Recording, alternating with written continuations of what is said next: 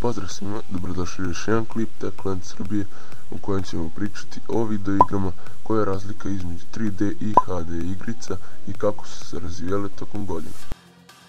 Da odmah raščistimo, 3D nije uopšte isto kao i HD, tako da GTA 5, Wolfenstein, Old Blood i ostale nove igre nisu 3D igre.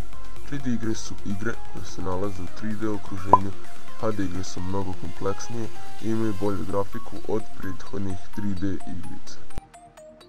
HD igre su se razvijale tokom godina i zato imamo Fallout 4 koja je izašla pre 2-3 dana.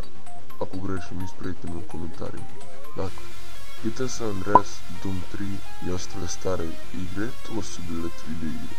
Svaka kompanija je htjela da ima svoju 3D igru, ali naravno da nje se nije lako dolazilo. Moralo da se radi i da se stekne to iskustvo.